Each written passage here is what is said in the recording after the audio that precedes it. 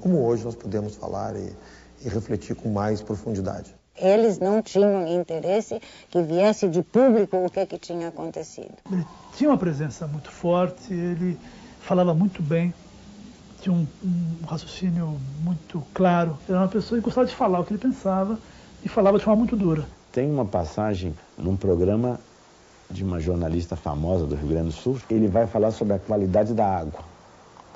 E junto vai o chefe do setor de água. E começa o programa e ela diz, mas como é que está a qualidade da nossa água? Aí o técnico começa, não, porque nós temos uma água de boa qualidade em Porto Alegre. Nossa água poderia ter até 250 mil coliformes fecais e tem apenas 25 mil. E o Lutzenberger diz assim, olha, diz para a Câmara, para o público, o que ele está dizendo é que no seu copo d'água poderia caber uma colher de merda, e usa essa expressão, mas que hoje só tem uma pontinha da colher. Essas expressões que ele usava para se comunicar melhor com a população, fizeram com que ele adquirisse, entre aspas, né, com que fosse pintado como messiânico, como profético, né, como louco, como insano.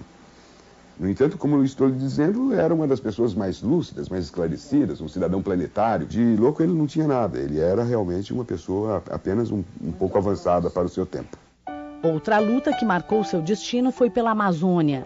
Lutzenberger conhecia a região como poucos brasileiros. A defesa de nossa maior floresta foi a grande batalha de Lutzenberger durante sua vida. A grande devastação é feita pela grande concentração de poder. É feita quase sempre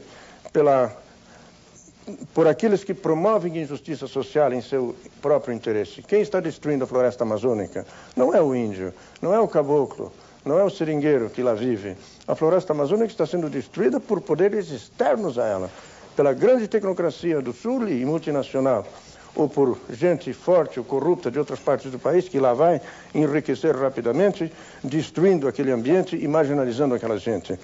Então, fundamental, se nós quisermos chegar a uma situação de ambiente, de preservação ambiental, nós temos que chegar primeiro a uma situação de respeito à justiça humana, à justiça, à igualdade humana, de respeito à vida do cidadão. Ainda hoje, lá no Maranhão, está se expulsando gente de suas terras, gente que está centenariamente lá, estão sendo expulsos por como se chama, o pistoleiro, o jagunço, a favor de grandes plantações, de grandes firmas, ou grandes políticos, ou gente corrupta que se tornou rica, quem sabe como, e que acha que só porque eles conseguem um documento legal, mas imoral, eles têm direito de expulsar quem esteve toda a vida naquela terra e que estava fazendo um estilo de vida adequado, ecologicamente são. Enquanto nós não tocarmos esses aspectos, nós não vamos salvar a situação do nosso ambiente. A disponibilidade do Lutz era assim, total. Ele saía de lá do Rio Grande do Sul, ia se enfiar lá nos Solimões, ia andar lá naquelas estradas de colonização recente em Rondônia, em Ji-Paraná, na região do Guaporé. Ia lá para o Acre, andar lá no meio da floresta, encontrar os seringueiros e outras comunidades de ribeirinhos para partilhar com eles noções de grandeza da vida e da qualidade da vida na beira daqueles rios da Amazônia. Ele sempre dizia, o problema da Amazônia não é que ela é o pulmão do mundo, o problema da Amazônia é que ela é o regulador do clima do mundo.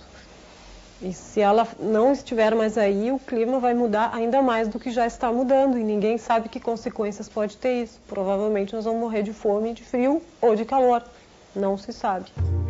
Na década de 90, Lutzenberger é convidado pelo então presidente Collor de Mello para chefiar a Secretaria Nacional de Meio Ambiente, que tinha status de ministério.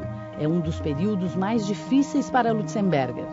E ele disse assim, preciso conversar sério. Eu vi que estava muito tenso, né? Ele disse assim, o que aconteceu? Eu fui indicado para o secretário nacional do Meio Ambiente. Eu disse assim, vale a pena, porque não é uma questão de você estar se expondo. Isso, o importante é que você está cumprindo uma etapa nova dentro de um contexto que nunca ninguém pensou. Ele foi com a ilusão de mudar muita coisa lá, mas quando ele chegou lá ele se deu conta que era bem difícil.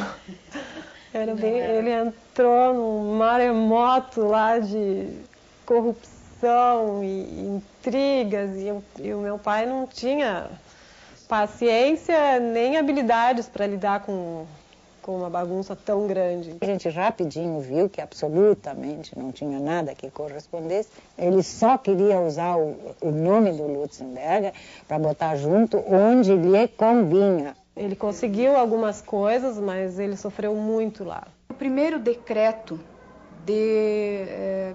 dirigido para a preservação da Mata Atlântica foi esse, né, que teve origem através do Lutzenberger em 1990. Foi na passagem dele que foi criado a terra indígena Yanomami. O primeiro território de grandes extensões, criados como terra indígena no Brasil, mais de 9 milhões de hectares. Foi na passagem do Lutz pelo governo federal que foram proibidos os incentivos fiscais na Amazônia. Uma luta de décadas. A própria crítica dentro do próprio governo ao programa de construção de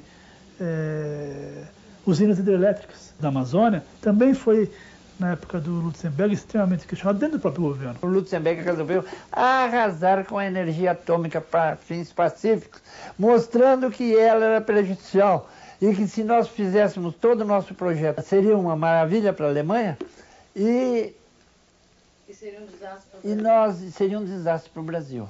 Porque onde é que ia botar a imundice do lixo atômico? Eles ficaram bravos, tentaram responder ao Lutzenberger, mas não tinha nem argumentos, não tinham nada. O Lutz descobriu como é que estavam enriquecendo aquelas pessoas que dão as licenças para cortarem a madeira e vender e transportar. Ele assinou uma portaria proibindo o IBAMA de emitir guias para transporte da madeira. Viajou, fez 2 ou 3 conferências na Europa e uma última em Nova York. Nos Estados Unidos, onde ele estava para se preparar para fazer a reunião do meio ambiente aqui no Brasil, do Rio 92, atirou tudo, mas tudo que ele sabia. E havia um araponga, né, gravando a conferência dele, e depois da conferência alguém perguntou o que ele achava, qual era a opinião dele, porque o G7 havia suspendido a remessa de recursos para o Brasil, insatisfeito com o mau desempenho na execução dos projetos e tal. E o Lutzenberger disse, para mim tudo bem, ele disse, é menos dinheiro para a corrupção no Brasil. Ele disse, sou contra essa história de trazer dinheiro, porque isso aqui é mega business e mega corrupção. Quando chegou aqui, encontrou um alvoroço. Essa gravação havia sido distribuída em Brasília e tal. Bom, 3 dias depois ele tinha perdido o cargo. Ele tinha já informações seguras que foi o lobby das madeireiras, com todas as suas ramificações, que atuou para chegar a esse resultado, inclusive com essa gravação em Nova York. Se a gente lembrar que até hoje 80% da madeira extraída na Amazônia é ilegal. Ele saiu justamente porque ele fez uma crítica ao próprio governo. Ele falou uma verdade. O que eu acho que foi essa de coragem e que revelou a sua coerência, o seu compromisso. O compromisso do Lutz era com a questão ambiental, não era com a questão, digamos, governamental. E acabou sendo afastado da Secretaria Nacional do Meio Ambiente que ele exerceu, exatamente porque estava fazendo coisas muito corretas. A saída de Lutzenberger da secretaria acontece quando o país se prepara para sediar a Conferência da ONU sobre Meio Ambiente e Desenvolvimento, a Rio 92. Não é uma conferência brasileira, não é uma conferência sobre o Brasil. Não é uma conferência sobre a Amazônia, não é um tribunal contra o Brasil, é uma conferência da humanidade no Brasil.